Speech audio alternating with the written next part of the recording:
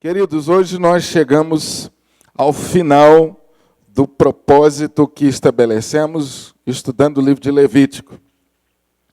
Quero dar os parabéns a vocês.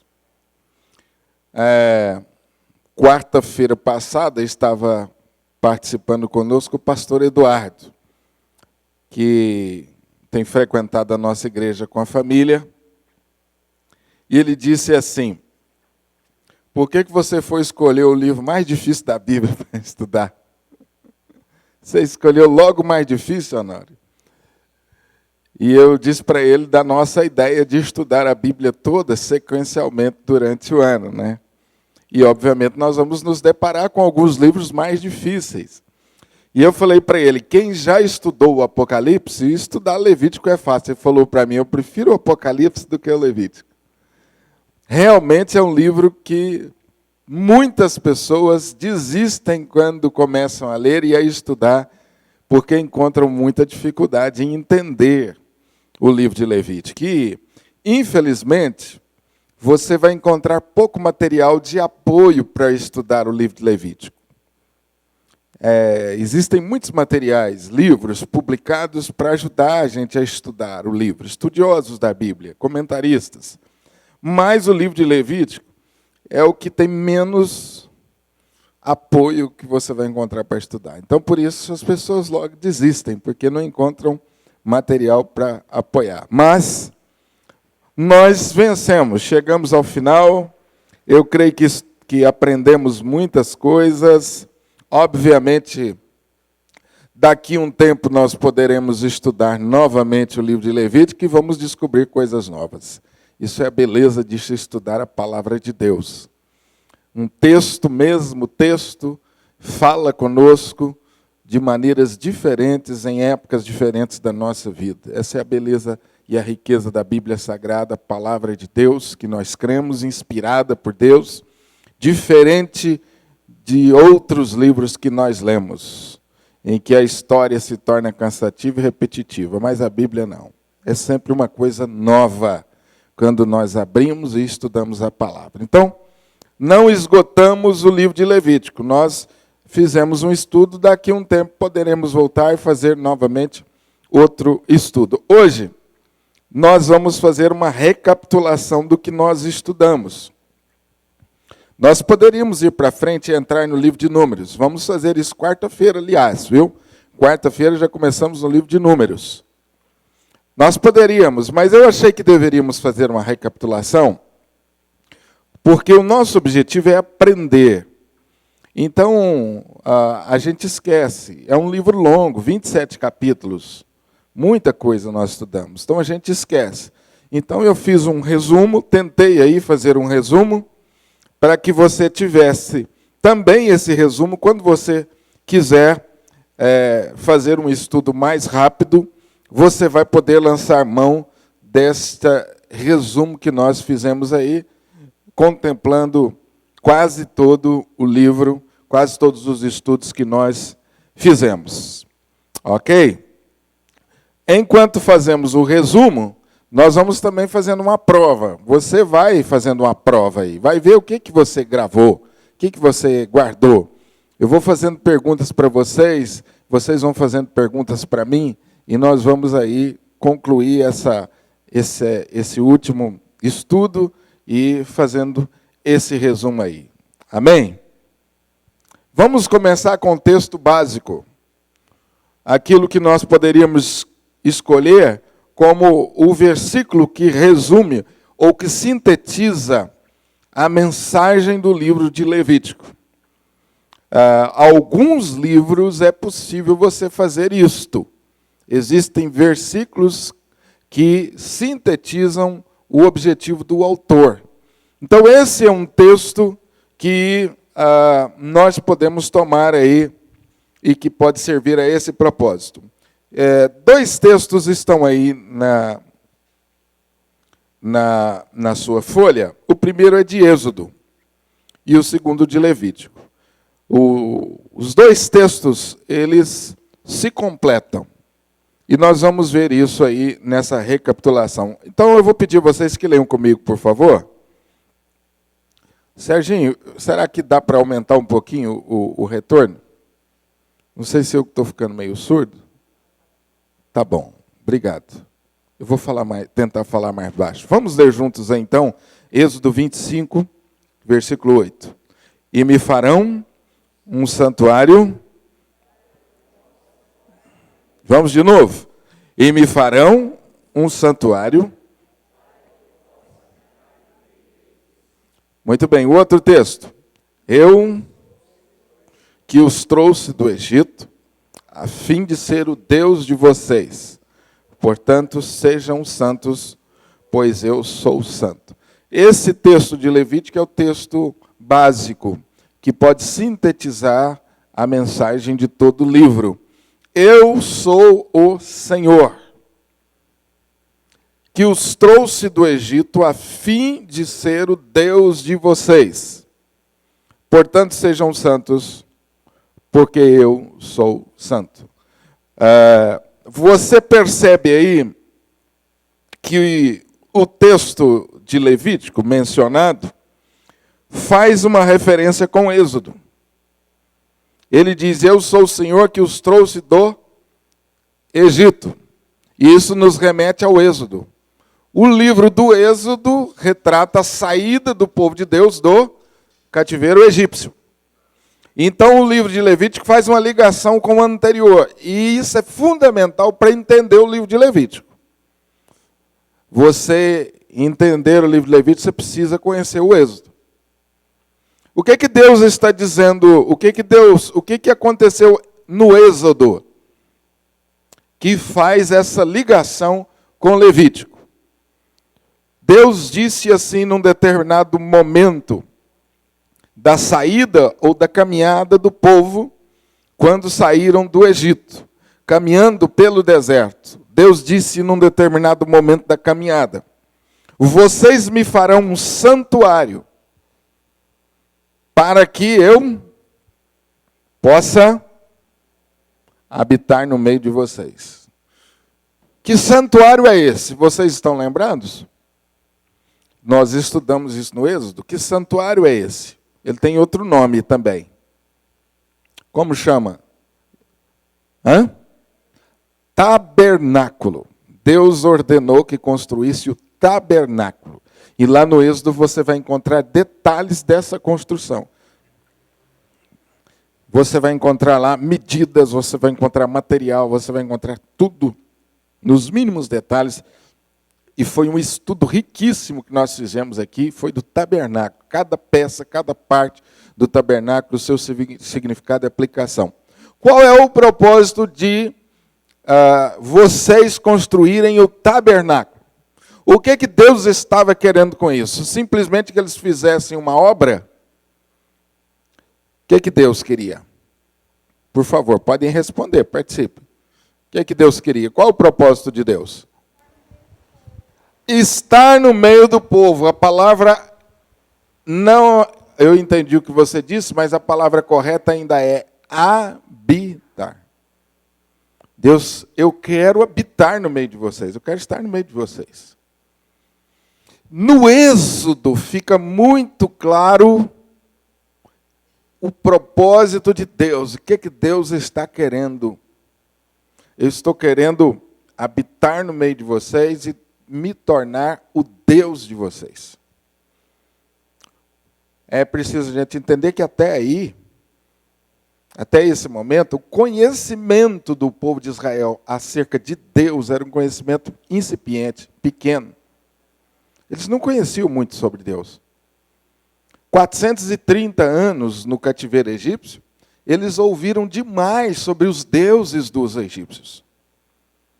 E não conheciam muito o Deus de Israel. Mas agora Deus os liberta do cativeiro e começa um processo onde Deus se dará a conhecer a eles. E eles, por sua vez, conhecerão a Deus. Eu acho esse versículo um dos mais importantes da Bíblia Sagrada, porque está mais uma vez muito claro, no início da história, que Deus quer estar no meio do seu povo, no meio da sua igreja, que Deus quer habitar no nosso meio.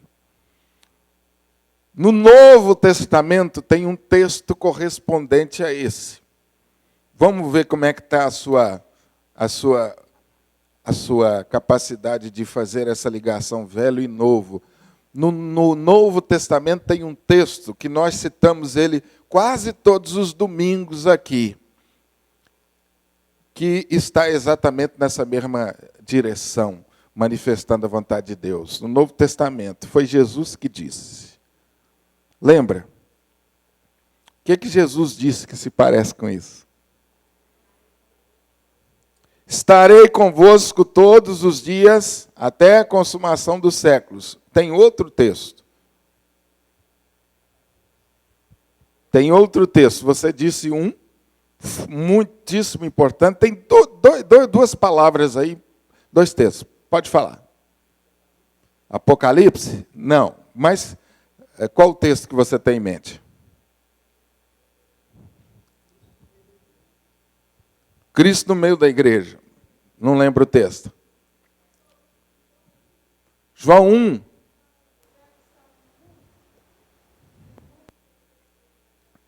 Maravilha. Maravilha, vocês estão citando outros textos que eu nem tinha pensado.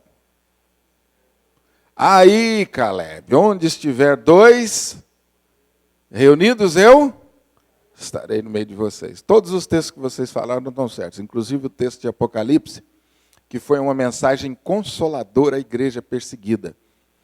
E a consolação foi essa: eu estou no meio de vocês. Amém? Está no primeiro capítulo aí, segundo de Apocalipse. Maravilha. Tendo isto em mente, esse povo está aqui agora, saindo do cativeiro, andando pelo deserto. Esse povo chega de frente a um monte. E então Moisés recebe da parte de Deus o Levítico. Eles estão de frente ao Monte Sinai, acampados, na saída, no deserto.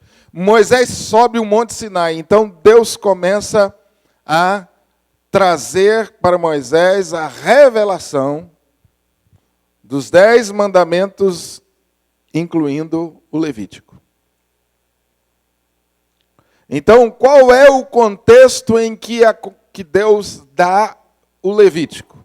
Ou que Deus dá as leis, que Deus dá a revelação que está no livro de Levítico? O contexto é de um povo que está saindo do cativeiro, de um povo que está vindo da escravidão durante 400 anos, de um povo que não tinha muito conhecimento acerca de Deus, está aprendendo agora, estão no jardim da infância,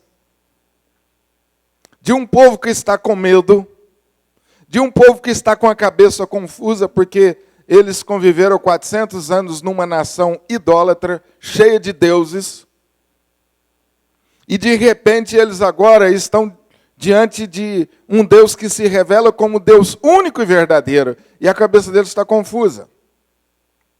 Eles estão no deserto, caminhando, não têm condições de moradia, não têm condições de higiene, não sabem, não estão acostumados a se relacionar uns com os outros como nação, porque eles estavam debaixo das leis dos egípcios, e agora eles não estão mais. Agora eles estão ali por conta própria, estão seguindo a direção e a revelação de Moisés. Então não tinham organização como nação. Percebam isso, irmãos. Isso ajuda você a entender o Levítico. Por isso que tem muita gente que tem dificuldade em entender o Levítico. Porque não dão uma avaliada no contexto em que essas leis foram dadas e que isso aconteceu.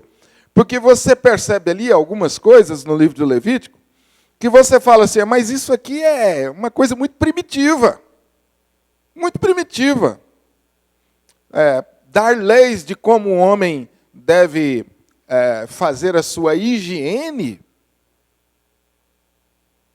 dar leis de saneamento básico, leis básicas de saneamento, dar leis sobre como comprar e vender, como se relacionar com relações comerciais. Mas que coisa estranha, muito básico. Mas essa sociedade é uma sociedade primitiva, que está saindo de um outro contexto social, de uma outra realidade, está agora se tornando nação. E o propósito de Deus é fazer deste povo que está saindo da escravidão um povo que será a sua testemunha para todas as nações. Amém? Mais uma coisa importante aqui, em toda a recapitulação que fizemos. Quando este povo começou a ser formado? Eu disse que eles estavam no cativeiro no Egito 400 anos. Mas quando começou a história desse povo? Foi aí? Nós estamos falando do povo de Israel. Estamos falando deles no deserto, em frente ao Monte Sinai, recebendo leis. Mas quando eles começaram a existir como povo? Tem um início essa história. Quando foi? Pergunto a vocês, biblicamente, quando se deu o início da nação de Israel? Quem é o pai da nação de Israel? Nós estudamos isso. Gênesis capítulo 12. Abraão. Gênesis capítulo 12, Deus chama Abraão e faz um pacto com Abraão. Abraão, sai de onde você está, da tua parentela, e eu vou fazer de você uma grande nação. E através de você, Abraão, todas as famílias da terra serão abençoadas. E eu vou fazer de você uma nação muito numerosa. E Abraão, então, obedeceu. E a partir daí você tem o início da história da nação de Israel. Essa nação cresceu. Dentre os filhos, os descendentes de Abraão e os filhos de Israel, você tem o ilustre José, que Daniel mencionou aqui, que ocupa uma grande parte do Gênesis, que foi um dos pilares da nação de Israel. E os descendentes de José entram para o Egito como escravos e se tornam escravos. E essa nação cresce, cresce, cresce assustadoramente no Egito, a ponto do faraó do Egito ficar preocupado com o tanto que os escravos cresciam. E nesse contexto nasce quem? Moisés. Moisés cresce aprendendo a cultura hebraica com sua mãe e aprendendo a cultura egípcia de dentro do palácio. Mais tarde Deus vem e chama Moisés para ser o libertador desse povo, e Moisés tira o povo do Egito. Amém? Tranquilo até aí? Uma recordação rápida da história. Se você tiver isso em mente, se você memorizar isso, você vai colocar quase que o Velho Testamento dentro da tua cabeça, para você entender tudo mais. Porque o Velho Testamento é a história do povo de Israel. E a história dele tem o começo aí. Você vai entender tudo que mais os profetas falaram sobre sacrifícios, sobre adoração, sobre culto, em todo o restante do Velho Testamento, se você conhecer o Levítico. Amém, gente? Então, o livro do Levítico contém um código de leis, de regulamentos, de instruções para o povo com o qual Deus estabeleceu uma aliança. Lá em Gênesis capítulo 2. Deus, então, quer habitar no meio desse povo, tornar-se conhecido desse povo, e Deus, então, diz a esse povo uma coisa muito clara, muito simples, muito objetiva. Olha, eu sou o Deus que tirou vocês do Egito. E eu quero uma coisa de vocês. Sejam santos. E a razão por que eu quero isso é só uma. Eu sou santo. E eu quero que vocês reflitam a minha imagem. Amém? A partir daí, Deus começou a dar a Moisés o Levítico. Falou, Moisés, o que eu quero do povo é isso, é isso, é isso, é isso, é isso, é isso. Então, o livro de Levítico começa com as instruções sobre os sacrifícios. Os sacrifícios mostram como Deus queria ser adorado. E os sacrifícios têm um outro objetivo. Pergunta para vocês. O primeiro objetivo dos sacrifícios. O povo deveria, através dos sacrifícios, adorar a Deus. Deus queria ser adorado de uma forma específica. Não era de qualquer maneira. Deus estabelece condições, regras e a maneira que deveriam ser adorados. E os sacrifícios mostram isso. Deveriam ser obedecidos. Dessa forma, o povo estabeleceria relacionamento com Deus. Esse é o primeiro objetivo. Qual é o segundo objetivo? O grande objetivo dos sacrifícios nos 7 primeiros capítulos de Levíticos. Pergunta de prova, valendo 5 pontos.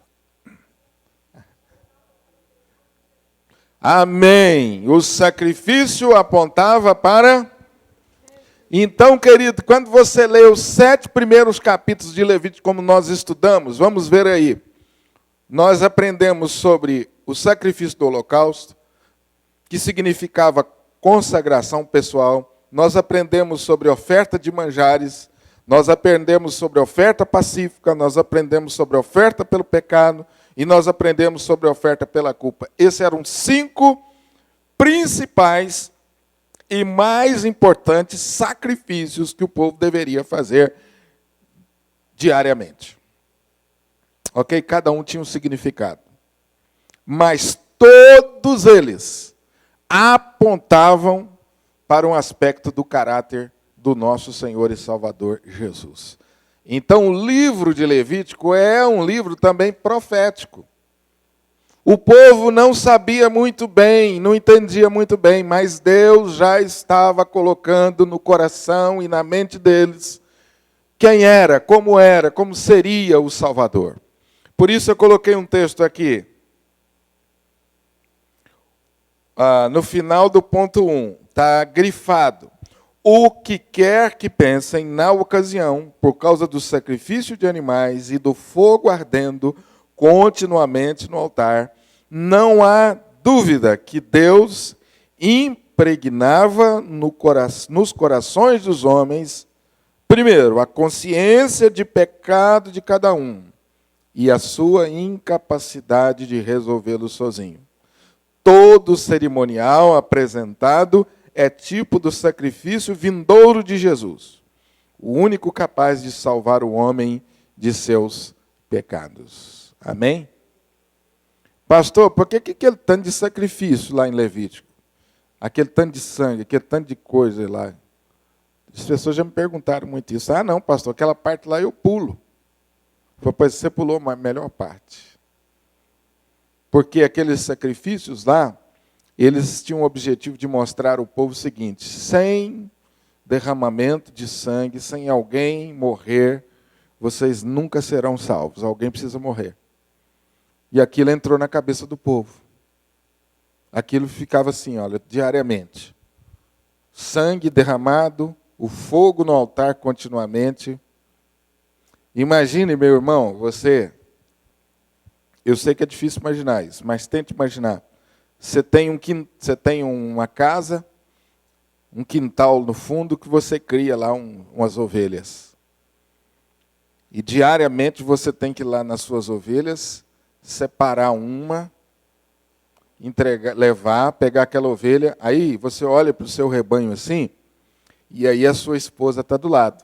Aí ela fala assim: bem, não esquece que tem que ser o melhor, viu? Mulher é boa para essas coisas, né?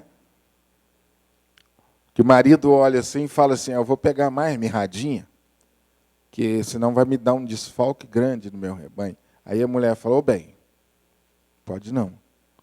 Pega melhor. Está vendo aquela lá? Nossa, mas justo aquela. É, aquela lá, melhor. Olha a lã dela, ó. Como é que ela está saudável. Então pega ela, bem. Aí o israelita ia lá, levava e apresentava para o sacerdote.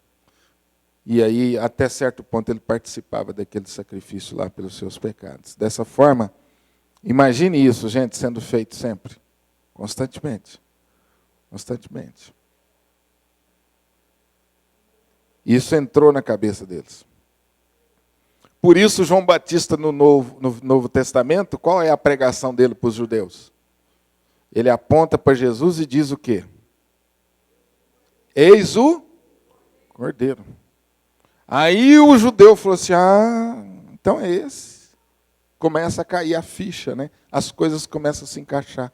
Lógico, com a revelação, com a atuação do Espírito Santo, que vai abrindo a mente desse povo para compreender esse Salvador que seria, que estava chegando, que viria, que morreria por causa dos pecados do povo.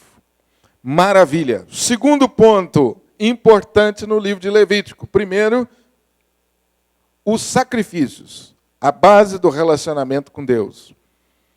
Sem sacrifício, nós não nos aproximamos de Jesus, de Deus, de Jesus. E o sacrifício é Jesus.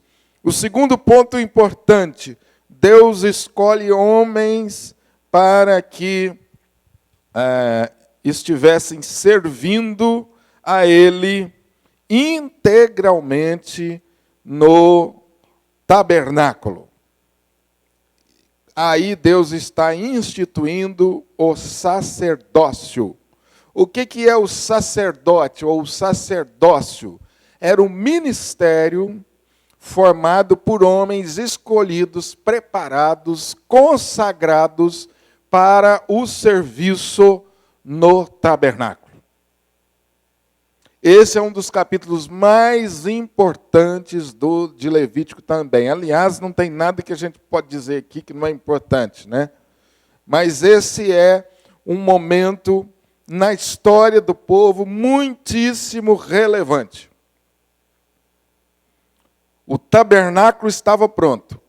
Deus então escolheu, presta atenção nas expressões, escolheu, ordenou, comissionou, consagrou o seu sacerdócio para fazer os deveres do tabernáculo.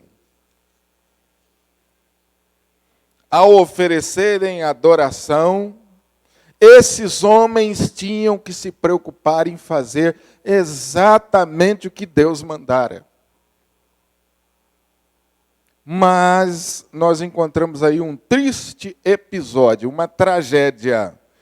2 desses sacerdotes desobedeceram, Nadab e Abiú. E então Deus o puniu com a sua própria vida, com a morte. Esses homens morreram exemplarmente para que a classe sacerdotal temesse a Deus, para que a classe sacerdotal nunca se esquecesse do seu dever de obedecer a palavra e de fazer exatamente como Deus havia mandado. Deus aqui trata de uma forma severa, séria. Para nós, talvez, para a mentalidade nossa, humana, né, carnal, do século 21, talvez Deus tenha sido muito duro. Mas lembra que esse povo está no começo. E Deus havia deixado as coisas bem claras. Então Deus aqui exemplarmente tira a vida destes 2 homens porque desobedeceram a Deus de uma forma deliberada. Não foi porque não conheciam. Se também não conhecessem, não seria desculpa. Mas não foi porque não conheceram. Foi por uma atitude de soberba e de arrogância. Eles, num determinado momento, eles falaram assim, não vamos nos preocupar, vamos fazer do jeito que a gente acha melhor. Então Deus falou, não. O culto que eu requero, que Deus requer, é um culto que deve ser oferecido conforme a vontade de Deus. Desde o Levítico está claro. Meu irmão, nós não escolhemos a forma de servir a Deus. Meu irmão, nós não escolhemos a forma de servir a Deus. Nós não escolhemos o jeito de servir a Deus. Amém? Deus que escolhe, Deus que determina. E tudo que nós precisamos fazer é obediência a Deus, obediência com temor, obediência não com medo, mas com temor e com alegria. É isso que Deus espera de nós. Desde o começo fica claro. A Bíblia, em 1 Pedro capítulo 2, 9, e aí nós já estamos pensando em Novo Testamento, em aplicação disto que eu acabei de falar. Pastor, isso é para aqueles dias. E como se aplica para nós hoje? Ah, meu irmão, a palavra de Deus diz lá em 1 Pedro 2, 9, que nós somos agora o sacerdócio real de Cristo. A Bíblia diz lá em Apocalipse que Ele nos fez sacerdotes para Deus. Portanto, se você está em Cristo, você agora é sacerdote. Amém? Deus escolheu uma classe específica lá no passado, mas agora Ele diz assim, todos os que estão em Cristo Jesus são meus sacerdotes. Eles, então, ministram na minha casa. Olha que coisa maravilhosa. Vós sois sacerdócio real, nação santa, povo de propriedade exclusiva. Eu e você não precisamos que ninguém mais nos leve a Deus. Nós agora podemos ir diretamente a Deus, porque nós somos sacerdotes. Graças à obra do nosso Senhor e Salvador Jesus Cristo, que nos habilita, que nos torna capazes de sermos esses sacerdotes. É por meio dele. Ele é o sacerdote. Ele é o sacrifício que foi oferecido por nós. Ele que nos apresentou a Deus e, ao mesmo tempo, ele deu a sua vida como sacrifício. Então, é por meio de Jesus que nós temos acesso a Deus, por meio de Jesus que nós ministramos. Eu estou aqui diante de vocês ministrando como sacerdote.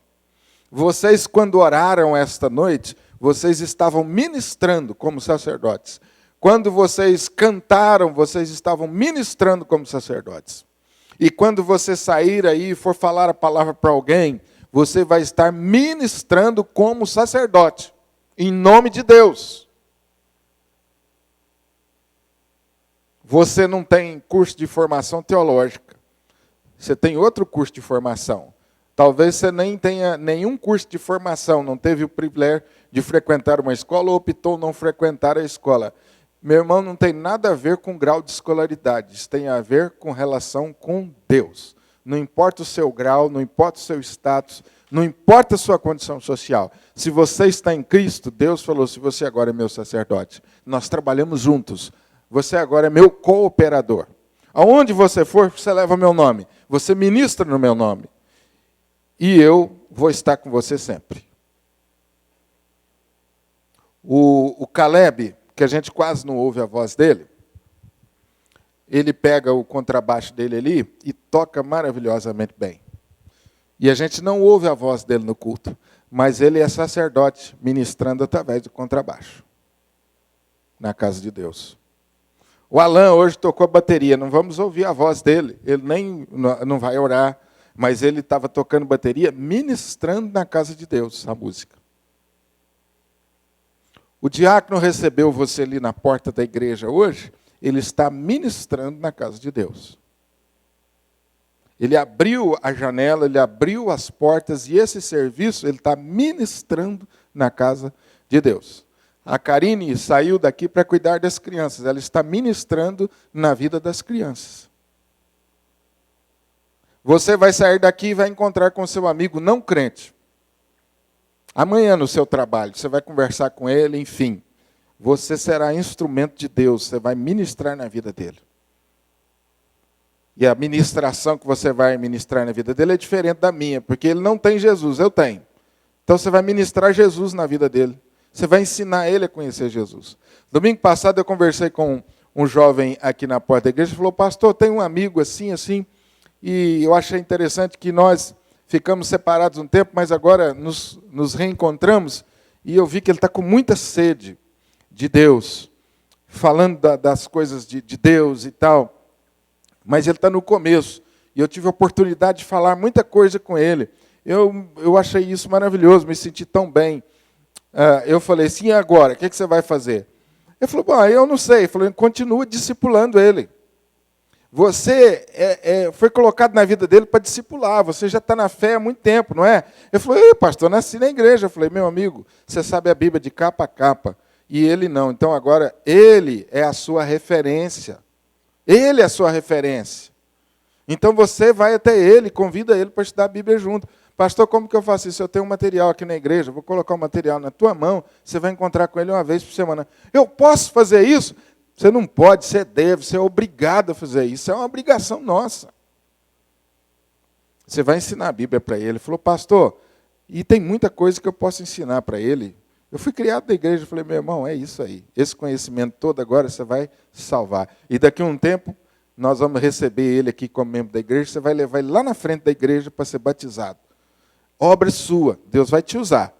Eu só vou batizar e receber. Não vou fazer nada, é você que vai fazer.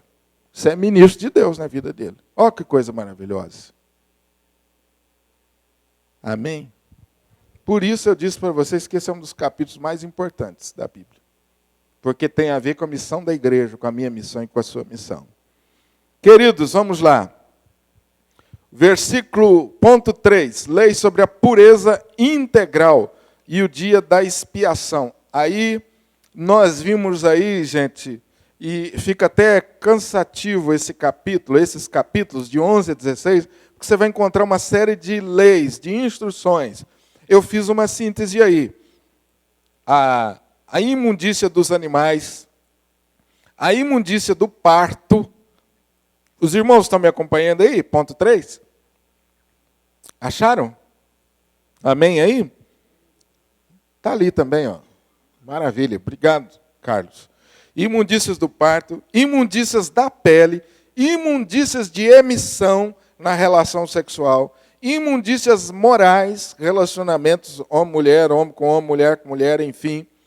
Essas leis práticas visavam orientar a religião e a vida deles para que permanecessem como nação santa e atingissem e habitassem a terra prometida.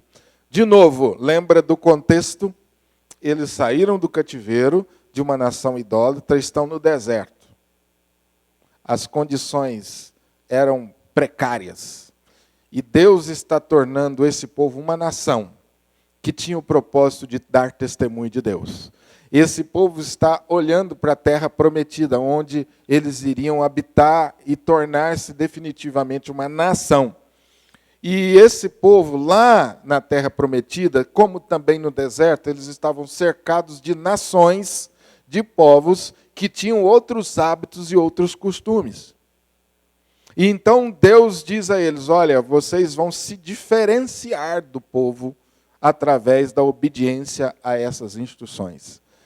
E aqui dizem os historiadores que esse povo de Israel foi um povo que tinha saúde, é um povo que tinha muita inteligência, porque todas essas instruções de Deus tinham também o propósito de resguardar a saúde, a vida, de valorizar a vida deles.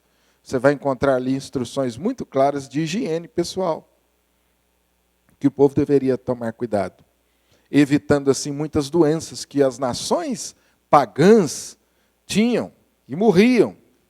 Então Deus preserva aquele povo. Então você imagina, as nações, o povo morrendo de febre e de outras enfermidades, mas aquele povo sendo preservado. Então, o que esse povo tem diferente? As nações pagãs olhavam e falavam assim, por que esse povo é diferente? Primeiro, eles não têm esse negócio de adorar muitos deuses, eles são seguros. Segundo, eles são mais saudáveis, os filhos deles são saudáveis. O que esse povo tem?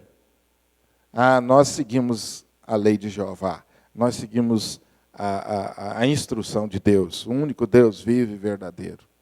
E assim esse povo se fortalecia e crescia, atingia o objetivo. É maravilhoso, eu disse isso no estudo, você observar a preocupação de Deus com a nossa saúde, não somente espiritual, mas física.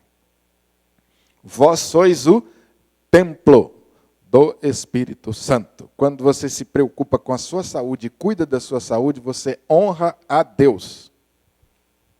Quando você evita vícios, você honra a Deus, que os vícios destroem o templo do Espírito Santo. Amém? Então, meus amados, quem igual a eu não gosta de fazer o check-up anual, não siga o meu exemplo, que aliás já estou melhorando. Já mudei. Fiz o meu primeiro check-up aos 52 ou 3. O ano passado foi o primeiro check-up. Eu confesso, está errado. Então, a partir do ano passado, eu mudei de vida. Quem resiste aí aos exercícios físicos, e hoje tem as academias aí, e vai crescendo o abdômen e outras regiões aí, e vai tornando a gente dentro do grupo de risco de infarto, vamos cuidar da saúde, vamos honrar o Papai do Céu aí. Quando você sentar diante daquele prato de fritura, você lembra da palavra do pastor. Falou, o pastor disse que eu tenho que honrar a Deus e acabar com essa barriga minha. Não estou falando para você não, Cássio, eu estou enquadrado nisso aí, viu? Eu estou enquadrado nisso aí também. Tem uns aí que estão rindo aí, né? Os magrinhos, igual o Zé, o Cleusmar aqui, tem uma turma aí que fica rindo da gente. A Nilton. Mas tem alguns que têm propensão a isso. E aí, meu amigo, até porque, né, gente? Não precisa ser crente para isso, não. Basta você ser inteligente. Vai lá no UAI para você ver. As condições nossas hoje de saúde estão horríveis. Não queira cair dentro de uma unidade de tratamento, nem de um hospital, que você pode sair pior. Então, cuida da saúde. Cuida da saúde. Olha bem os níveis aí de colesterol, glicose e companhia limitada. É mais barato um exame de sangue do que uma noite no hospital. Então, Deus se preocupa com isso. No Novo Testamento, ele diz claramente, vós sois templo do Espírito Santo. A última parte de Levítico, nós estamos na parte 4, é a santidade na prática. Embora tudo que venha antes trate de santidade, agora Deus está focando nas diversas áreas da vida. Então existem aí, eu estou no ponto 4, no final da folha, existem aí regras acerca do povo. Deus está instruindo ao povo, dizendo que a santidade que ele requer começa nas relações familiares. Depois ela alcança relacionamento com o próximo e passa por todos os aspectos da sociedade. Então a santidade que Deus requer de nós não é apenas a santidade de domingo à noite no culto.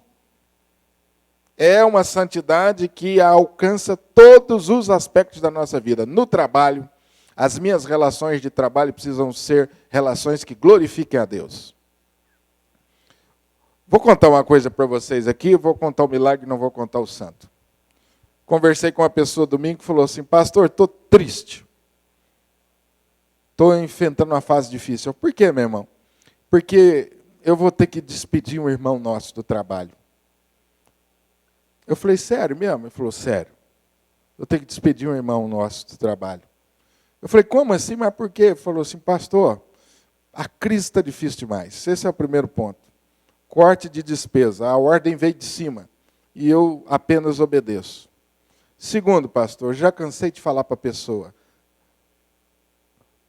Não custa você ficar um pouquinho depois do horário.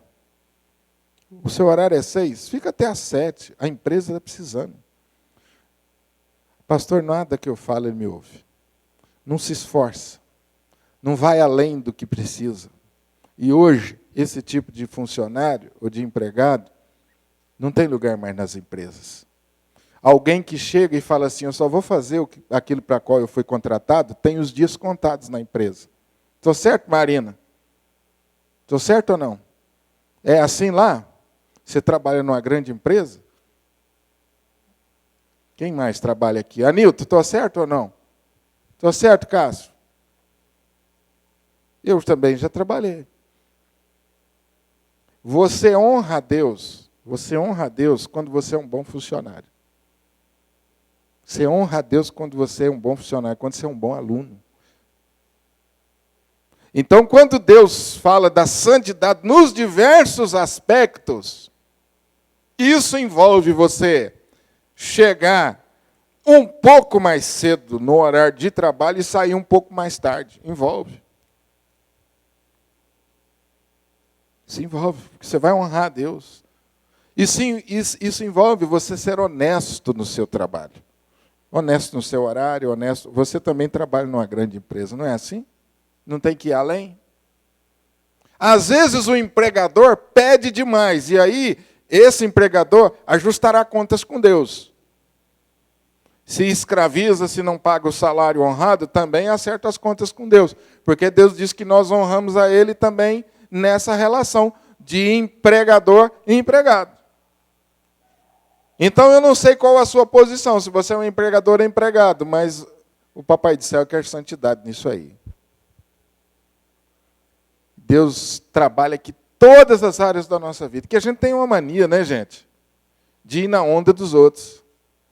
O funcionário pega o contra-cheque no trabalho, a primeira coisa que ele faz, mas que droga. Muitos amaldiçoam a empresa, calunia a empresa que trabalha.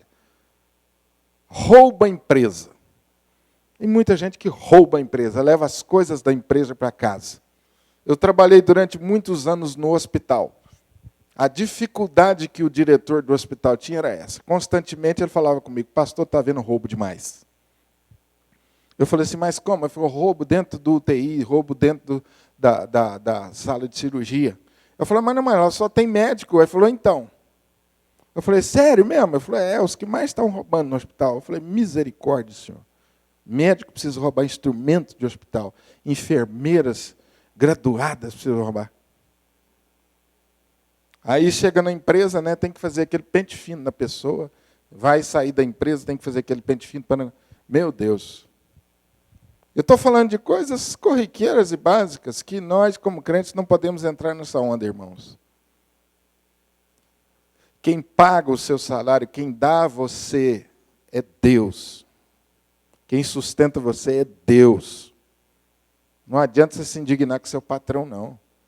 Ou não é Deus quem dirige você. Porque quando a gente pega um emprego, a gente fica mansinho na presença de Deus. Senhor, abre portas, né? Aí Deus abre portas e a gente começa a falar mal daquele patrão. Não é assim o procedimento.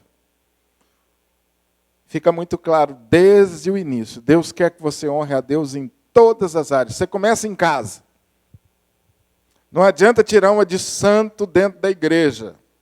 Se em casa a minha relação familiar é medíocre.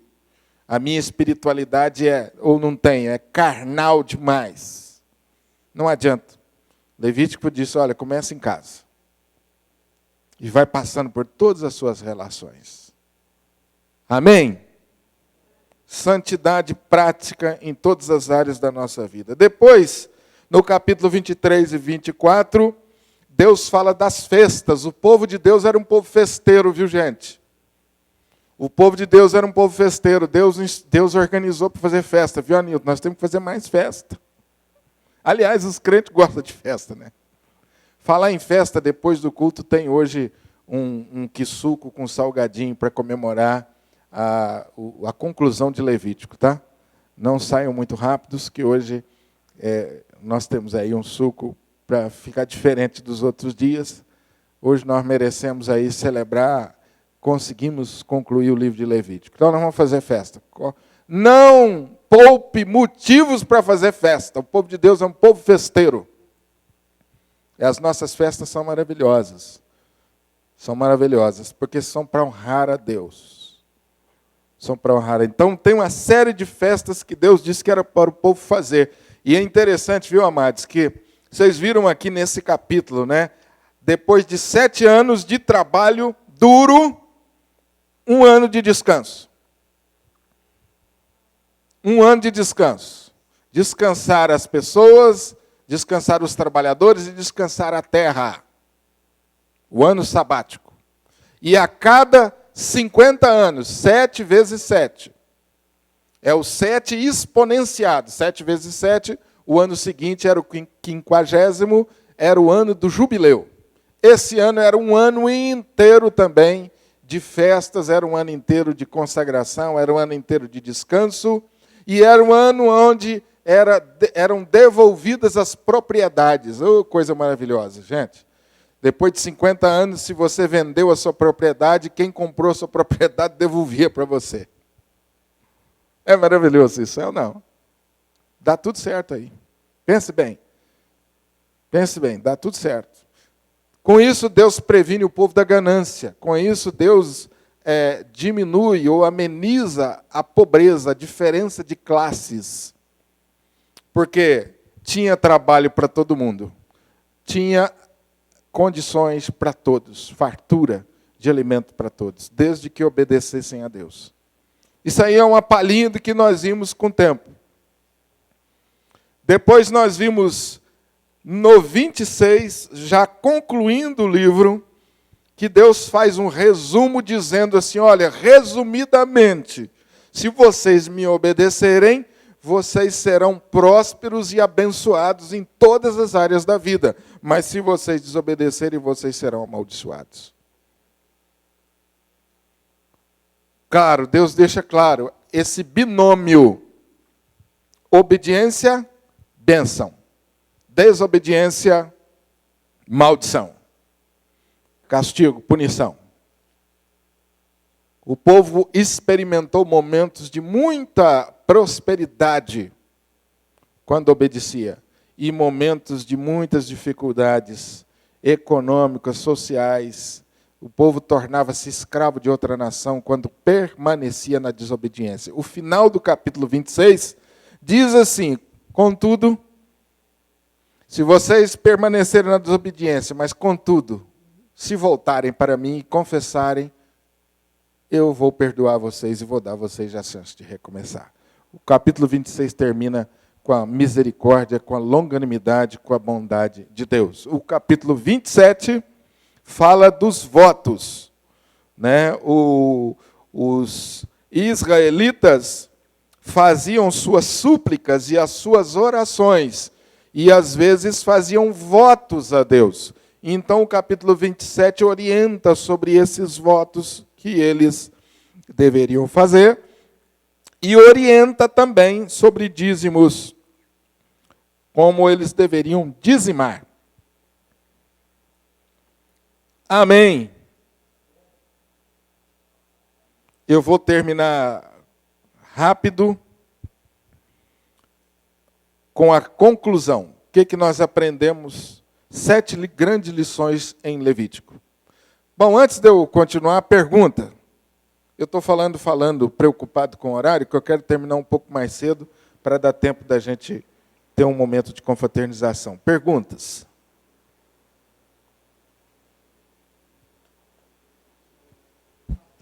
Pois não, querido. O microfone vai chegar já já. Outro dia eu brinquei aí no comentário nessa questão de 50 anos depois você devolver a propriedade, né? Ou libertar o escravo. O patriarca morrendo, a família deve receber de volta, né? E no caso de escravo também, se a família toda é liberta, os filhos de escravo eram escravos, não eram? Ou provavelmente não? Sim, né? Então, venceu os meus 50 anos, meus filhos, meus netos estão liberados da escravidão. Né? Com certeza. Agora, eu imagino, Anilton, o texto não descreve isso. A partir do momento que você se casa e forma família, você está considerado como uma outra família. Né? Mas a ideia era essa mesmo. Quando desse 50 anos, quem servia como escravo, na maioria das vezes, quem servia como escravo eram os estrangeiros. E Deus diz assim, inclusive os estrangeiros vão ser liberados. Não era só o povo de Israel. Mostrando aqui já, Deus incluindo os estrangeiros, que mais tarde somos nós. Então Deus é inclusivo, desde o início. Eu acho que poucas vezes o povo de Israel viveu o que Deus mandou que vivesse. Poucas vezes. Mas quando viveram, eles experimentaram um tempo de muita prosperidade, uma vida social muito equilibrada e muito saudável. Maravilha. Mais perguntas, queridos? Vamos para a conclusão, então? Primeiro, grande conclusão. Deus está presente no meio do seu povo e quer se manifestar. Quer tornar-se conhecido dos homens. Considerando que Levítico é um livro que trata do início da história do relacionamento de Deus com o seu povo, considerando isso, Deus está deixando muito claro, desde o início, eu quero estar no meio de vocês e quero me manifestar no meio de vocês. E essa verdade persiste até hoje. E é por isso que nós estamos reunidos e nos reunimos sempre. Porque Deus está no nosso meio e está se manifestando. Irmãos, isso é maravilhoso demais, não é? Eu fico emocionado quando eu penso nisso. Que nós estamos reunidos aqui e Deus está se manifestando no nosso meio. Olha que coisa maravilhosa. Ele manifesta de maneira diferente na minha vida, na sua vida. Por isso eu digo para vocês, eu às vezes pego no pé da igreja com isso, na nossa forma de adorar a Deus, nossa postura nos cultos. Se Deus está se manifestando, a minha postura precisa ser coerente com isso. Se Deus está falando comigo, a minha postura tem que ser diferente com isso. Concordam comigo? Então não tem lugar para me ficar disperso, não tem opção. Tem muita coisa que eu vou relevar. Uma dorzinha de cabeça, uma dorzinha nas costas, um calor, coisas mais simples, gente, isso eu vou relevar, porque Deus está falando comigo. Espera aí, não tem tempo para isso não. Não é verdade, gente? Você já veio no culto com dor de cabeça? Já? Já veio no culto doente? Quantas vezes eu vim no culto doente e Deus me deu a graça de ser curado durante o culto. Algumas vezes eu voltei doente, mas muitas vezes Ele falou, vai meu filho. Quantas vezes, como pastor, isso aconteceu na minha vida? E acontece na sua. Por quê? Na hora de eu sair da minha casa, eu vou relevar, porque afinal de contas eu vou lá na igreja e Deus vai se manifestar no meio da igreja, Deus vai se manifestar. Eu não posso perder isso não, eu vou lá. Vocês percebem como que isso é bonito de falar, mas às vezes a gente não leva isso às últimas consequências. Os cultos nossos, as reuniões nossas, deveriam ser mais diferentes. Não tinha lugar para dispersão, não tinha lugar para conversa, não tinha lugar para mim ficar preocupado com outras coisas, com vaidades. Às vezes a gente preocupa com vaidade, né? Não vou no culto, não. Eu fui com a mesma roupa semana passada. Né? Não vou, não. Eu já vi muita gente fazer isso. Nós precisamos melhorar muita coisa no nosso conforto. Claro que precisamos melhorar, para a glória de Deus. Mas, gente, o que temos é muito bom, considerando qual é o nosso propósito. Eu vou dizer uma coisa para vocês. De novo, não vou contar o santo. O milagre, mas não vou contar o santo. Por uma questão ética. Eu tenho muita dificuldade de sair da nossa igreja para pregar em outras igrejas. Porque quando eu vejo a reação de algumas igrejas à pregação e aos cultos e à postura, eu me entristeço. Não tem muito tempo eu fui numa igreja que eu estava participando do culto, eu falei assim, Jesus, o senhor deve estar triste demais com isso aqui. O senhor deve estar triste demais. Sabe, irmãos, a palavra pregada, o povo cantando, parecia que tinha nada acontecendo. Porque se Deus está falando com você, Deus está se manifestando, você se envolve. Você se envolve, é diferente, meu amado. A gente canta cada cântico declarando a nossa fé, declarando o que Deus fez. E a gente não podia cantar isso de qualquer jeito, não. Quando eu canto, eu não sei você, a nossa moral está meio baixa, mas você quando canta o hino nacional, você se emociona? Ah, meu irmão, eu vou no estádio de futebol quando eu vou ver o meu time perder, porque está mais perdendo do que ganhando. Eu canto o hino nacional lá no meio daquela bagunça com inspiração e com emoção. É meu país. Eu fico lá no gesto, lá, respeitando. Eu fico indignado quando eu vejo alguém que não está nem aí para cantar. E às vezes os atletas, né? Agora, quanto mais eu vou cantar para o meu Deus? Quanto mais, gente, meu Deus está diante de mim, minha postura. Então, os nossos cultos precisam refletir mais essa verdade. Deus está presente. E eu não posso estar de qualquer jeito na presença dele. Ele vai falar comigo, eu tenho que estar ligado. Por isso que eu falei para você, vem para a igreja com caneta e lápis para anotar o que Deus falou, para você não esquecer. Grava. Ouça depois, o que Deus falou comigo. Eu não posso esquecer. Maravilhoso. O livro de Levítico também ensina a gravidade do pecado. E nesse sentido também o livro de Levítico é muito atual. Nós estamos vivendo em dias em que a tendência do homem é considerar que o pecado não é tão grave assim não.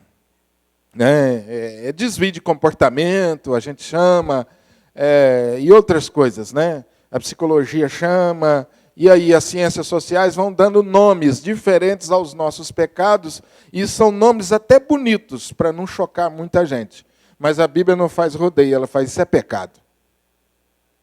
Isso entristeceu a Deus. E isso é grave. Não, mas uma mentirinha, que é isso? Ó, uma mentirinha ali, uma coisinha ali, uma coisa ou outra, né? E nós acabamos, como crentes, com o passar do tempo, dizendo assim, tem certos pecados que pode.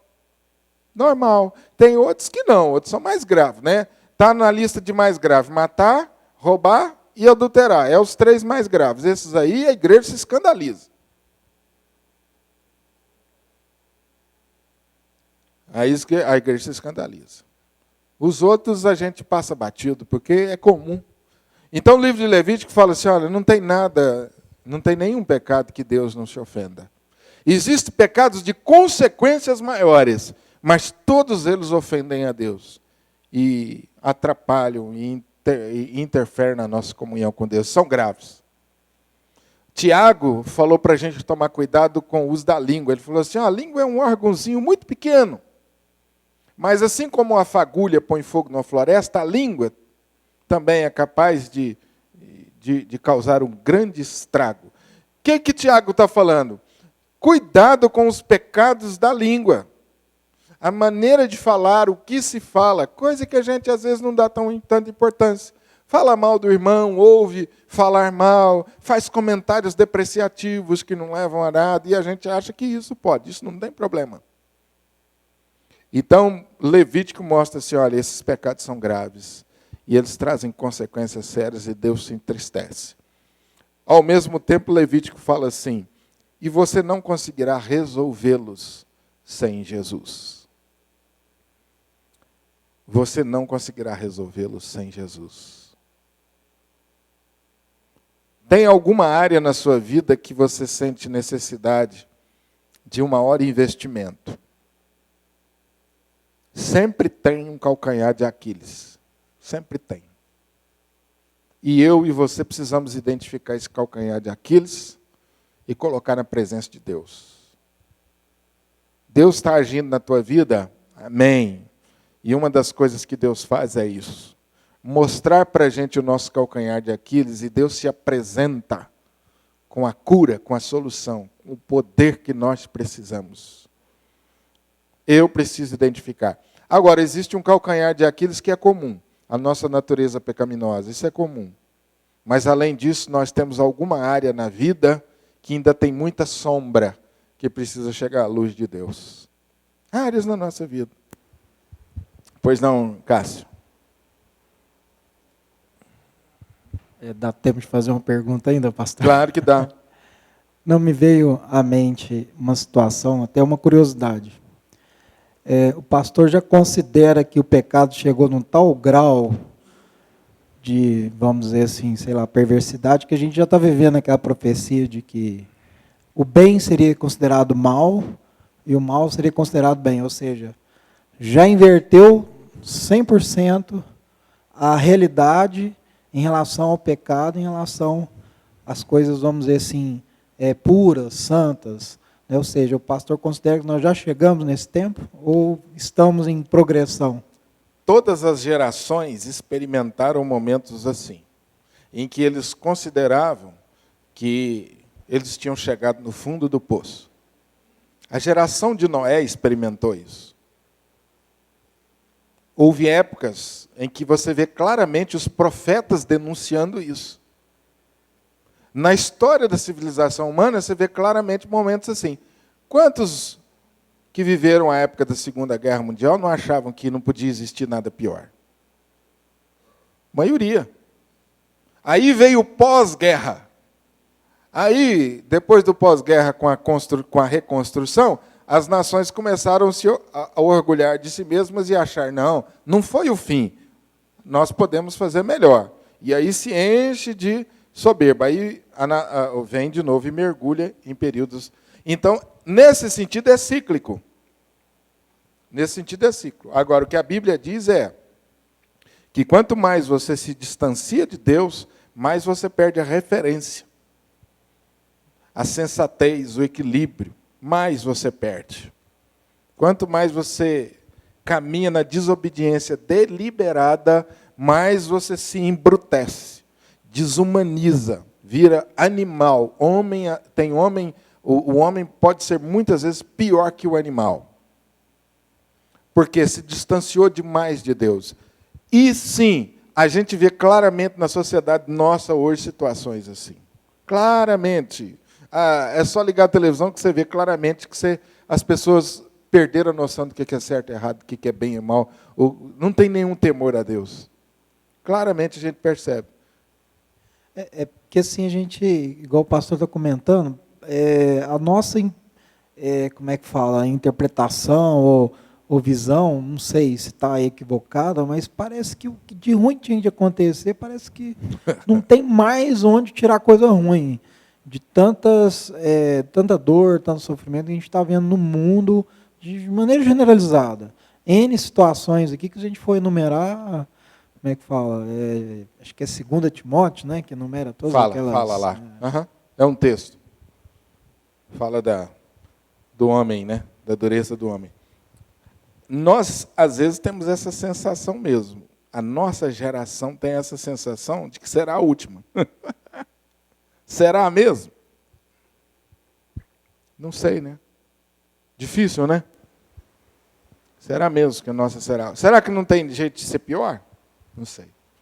Eu volto a dizer para você, a geração de Noé com certeza pensou isso. Não tem jeito de ser pior, não. Outras gerações pensaram também, com certeza. Se nós vivêssemos nos dias da Segunda Guerra Mundial, nós não íamos pensar isso, não. Leia a história para você ver. Falei, não tem condição. Mas não foi. Agora, quando será o fim? Aí está nas mãos de Deus, né? É difícil da gente saber. Mas nós estamos vivendo dias difíceis demais. Pastor? Pois não, querido. Pode falar.